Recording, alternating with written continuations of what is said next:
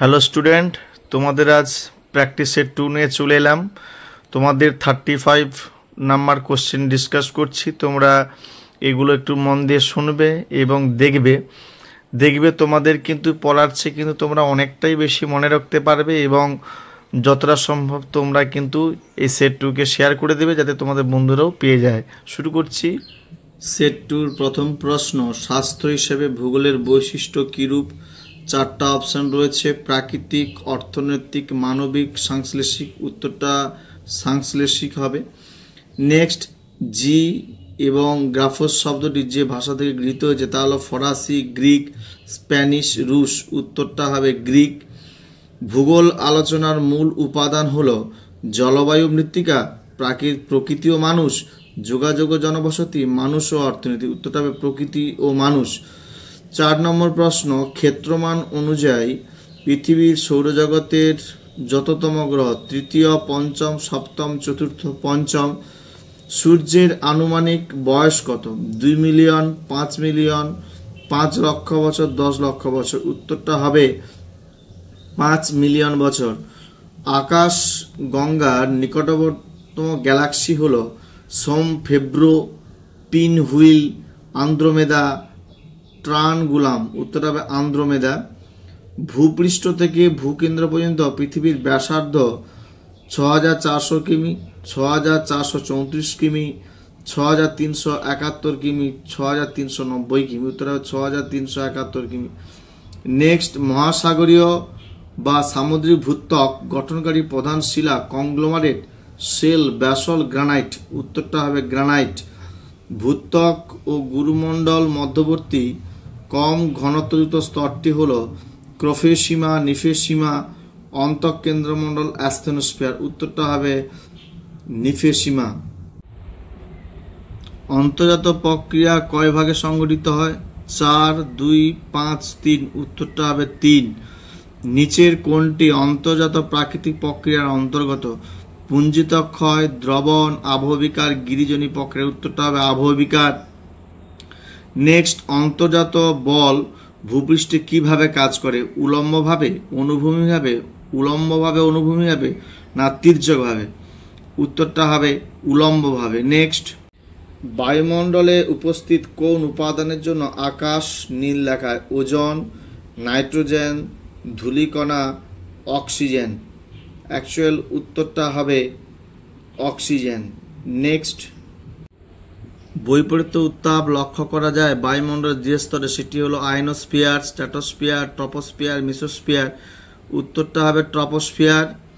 Next, সূর্য থেকে আগত অতিবেগুনি রশ্মি শোষণ করে ওজোন, আর্গন, জেনন, ক্রিপ্টন। উত্তর হবে ওজোন। ভাববাদীদের চিন্তাভাবনা সূত্র তৈরি, তাত্ত্বিক রচনা, বর্ণনামূলক না সবকটি ঠিক? উত্তরটা হবে বর্ণনামূলক।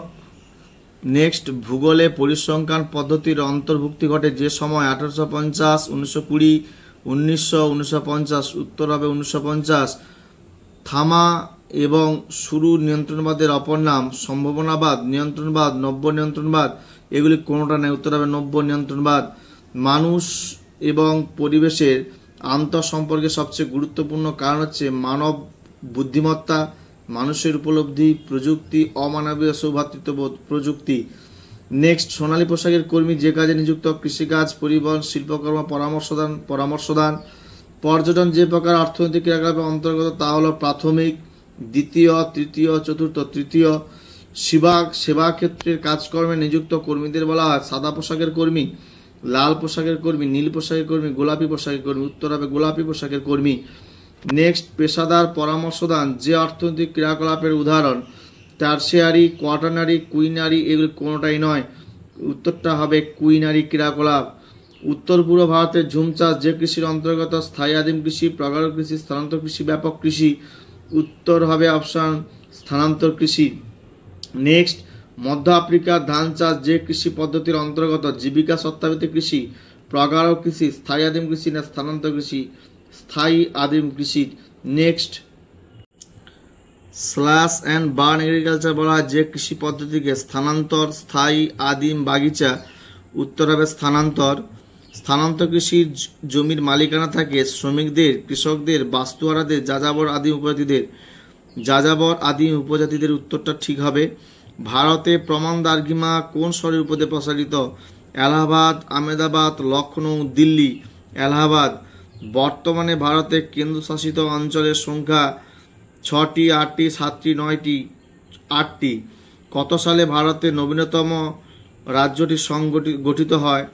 2013 6ই মে, 2014 2রা জুন, 2015 7ই মে, 2014 9ই মার্চ। উত্তর হবে 2014 2রা জুন। বির অপশনটা ঠিক হবে। নেক্সট, দক্ষিণ ভারতের সর্বোচ্চ পর্বতশৃঙ্গ হচ্ছে দুধাবেতা, অমরকন্টক, আনাইমুদি, নীলগিরি। উত্তর হবে আনাইমুদি। ভূস্বর্গ নামে পরিচিত ইম্ফল উপত্যকা, কাশ্মীর উপত্যকা, দুন উপত্যকা, এগুলি কোনোটাই না। উত্তর হবে কাশ্মীর উপত্যকা।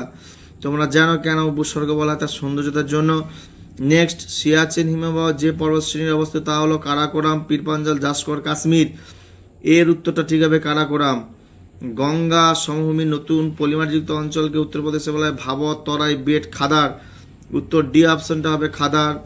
গঙ্গার প্রধান উপনদী হলো অলকানন্দা, যমুনা, ভাগীরথী, সবরমতী। উত্তর হবে যমুনা। এই আজকে মূলত তোমাদের এই 35টা শর্ট প্রশ্ন সেট 2 আলোচনা করলাম। নেক্সট ভিডিওতে আমরা সেট 3 আলোচনা করব।